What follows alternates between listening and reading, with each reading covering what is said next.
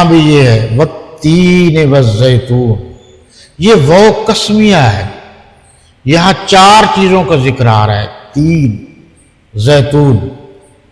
تین کہتے ہیں جی انجیر کو، یہ انجیر فلسطین اور اس علاقے میں، اور یہ جو بیت المقدس ہے، جو مولد ہے یعنی جائے پیدائش ہے حضرت عیسیٰ علیہ السلام کی، یہ اس طرف زیادہ ہے۔ یہ ایک پھل بھی ہے اور یہ ایک صحت کے لیے مفید چیز بھی ہے، اور یہ وہ پھل ہے جس کا قرآن نے ذکر کیا ہے اور آخرت میں بھی ملے گا نیک لوگوں کو۔ دوسری قسم کھائی زیتون کی، یہ زیتون کا تیل مشہور ہے جو مختلف بیماریوں کے لیے، خوراک کے لیے، باقی بہت سارے معاملات کے لیے بہت مفید ہوتا ہے۔ یہ زیادہ تر شام اور اس طرف اس علاقے میں پایا جاتا ہے۔ وطور سینین، یہ آپ نے سنا ہے کہ حضرت موسیٰ علیہ السلام طور سینا اور طور سینا، بہت سارے پڑھے لکھے لوگ کہتے نہیں یہ سینا لفظ ہے، دونوں لفظ آئے، سین کی زبر کے ساتھ سینا، سین کی زیر کے ساتھ سینا، دونوں صحیح۔ اب یہاں دیکھیں وہ طور سینینا، یہاں سین کے نیچے زیر ہے۔ آگے جی چوتھی قسم وَهَٰذَا الْبَلَدُ الْأَمِينُ، اور اس امن والے شہر کی قسم، اس سے مراد خانہ کعبہ ہے جس کی تعمیر کرنے والے حضرت ابراہیم اور حضرت اسماعیل علیہ السلام ہیں۔ حضرت ابراہیم خلیل اللہ اور حضرت اسماعیل ذبیح اللہ۔ یہ 4 قسمیں کھانے کے بعد، اب میں نے آپ کو بتایا تھا کہ قرآن میں جب اللہ قسم کھاتا ہے اس کا مطلب کیا ہے؟ اس کا مطلب ہے بات کی طرف زیادہ توجہ ہو اور لوگ اس بات پر یقین کر لیں۔ آج بھی ہے، جب قسم کھائی جاتی ہے تو اس کا مطلب ہے کہ بات جو میں نے کی ہے یہ سچی ہے، آپ اس پر یقین کریں۔ میں حلفاً کہتا ہوں، اس کا مطلب آج بھی یہی دیا جاتا ہے۔ لَقَدْ خَلَقْنَا الْإِنسَانَ فِي أَحْسَنِ تَقْوِيمٍ۔ ان 4 قسموں کے بعد اللہ فرما رہے ہیں کہ ہم نے انسان کو بہت ہی اچھی شکل و صورت میں پیدا کیا۔ اچھا آپ یہ دیکھیں کہ انسان جو ہے نا، جتنے اللہ کی مخلوقات ہے اللہ نے بنائی ہے، جتنے بھی، سب میں سے اعلیٰ ہے، سب میں سے۔ اس لیے کہا جاتا ہے نا کہ یہ اللہ کی مخلوقات میں سے سب سے احسن ہے۔ اور اس بات کا بھی خاص خیال رکھا جائے کہ یہاں ایک بڑی عجیب بات لکھی ہے حضرت امام شافعی رحمۃ اللہ تعالی علیہ کے فرمان سے، کہ اس دور میں ایک آدمی نے قسم کھا لی، اور وہ قسم کیا تھی کہ میری اگر بیوی چاند سے زیادہ خوبصورت نہ ہوئی تو میری طرف سے پہلے اس کو طلاق ہے۔ اچھا یہ بڑا مسئلہ، اس پر آپ کبھی غور کریں گے، یہ طلاق کے مسئلے پر بھی آپ غور کریں گے کہ کچھ لوگ نادان ہوتے ہیں، وہ 3 کو کہتے ہیں 1 ہے، 3 3 ہی ہے، 2 2 ہی ہے، 1 1 ہی ہے، 3 3 ہی ہوں گی، 1 نہیں بن سکتی۔ لیکن ہمارے ہاں کمزوری ہوتی ہے، اس لیے بات کو سمجھنے سمجھانے میں علم نہیں ہوتا۔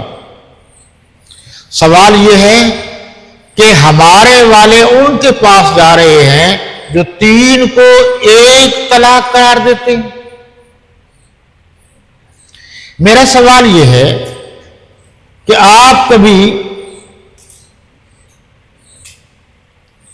اس پر غور کیوں نہیں کرتے کہ وہ ان کے عقیدہ یا سوال کا جواب ہم پر اس کا اطلاق کیسے ہو سکتا ہے؟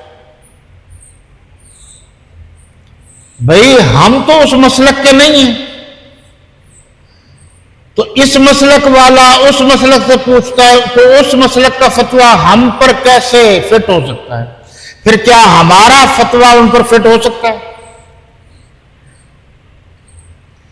دیکھو نا جی، تو وہ کہیں گے ہم نہیں مانتے، کیوں؟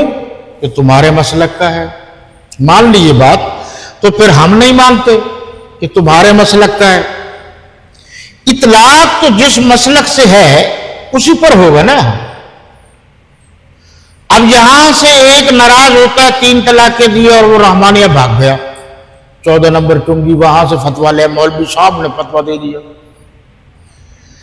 میں نے ان سے پوچھا آپ نے جو ان کو فتویٰ دیے یہ آپ کے مسلک کے ہیں؟ نہیں ہے۔ تو کتنے عرصے سے آپ کے مسلک میں ہے؟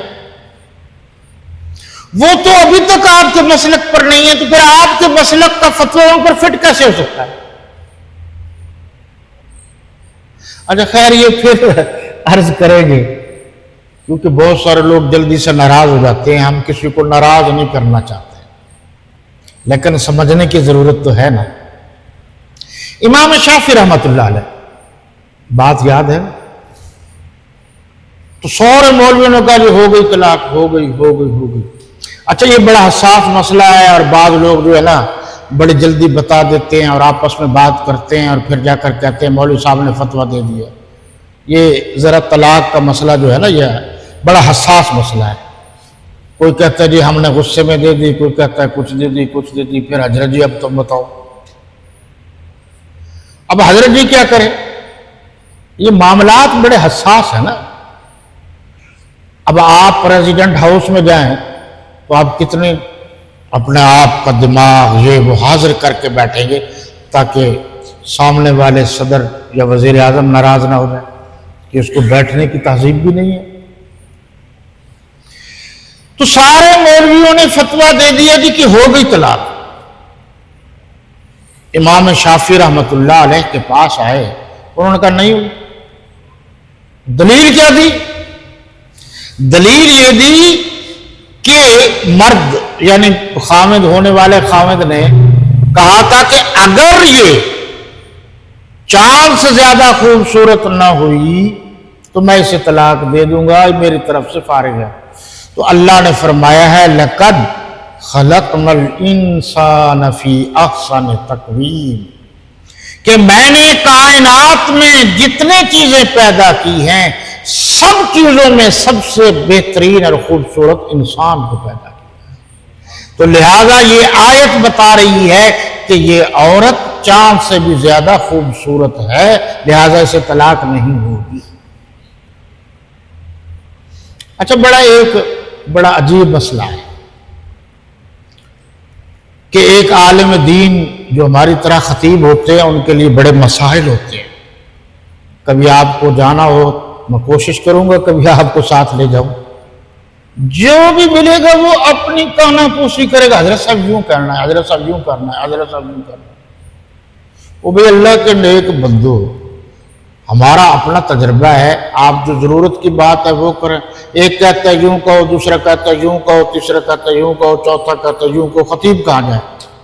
عنوان پہ ایک بنتا ہی نہیں۔ اب وہ بیچارہ مہمان ہوتا ہے جس کی نہ مانے وہ ناراض۔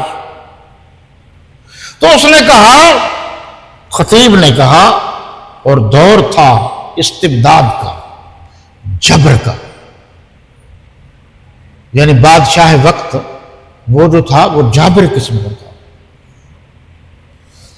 اس نے کہا میں آپ کے،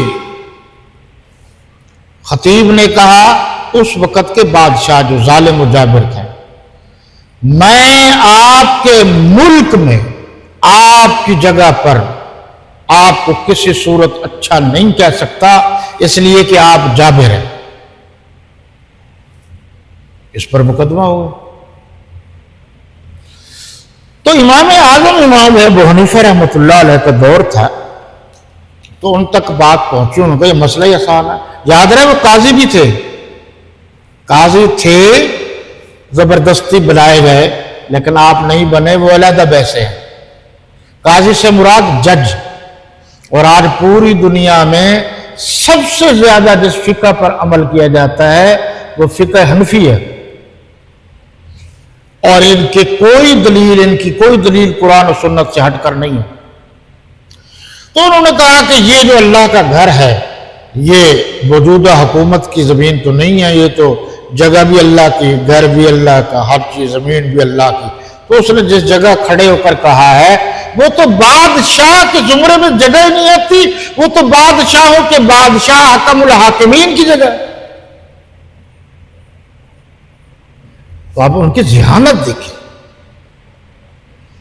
کہ اسے کہتے ہیں فقہ۔ فقہ کا معنی ہے سوچ و بچار۔ وَمَنْ يُرِدِ اللَّهُ بِهِ خَيْرًا يُفَقِّهْهُ فِي الدِّينِ، اللہ جس سے بھلائی کا ارادہ کرتا ہے اسے دین کی سمجھ عطا کر دیتا ہے۔ فقہ کا معنی ہے غور و فکر کرنا، سمجھ۔ اب لوگوں نے وہ اپنے ذاتی مفادات اور مقاصد کے لیے مفہوم مختلف بنانا شروع کر دیے، تو یہ غلط ہے۔ ثم رددناہ اسفل سافلین، یہ اللہ نے بتایا کہ پھر کیا ہوتا ہے، آہستہ آہستہ بدل کر وہ پست سے پست ہو جاتا ہے۔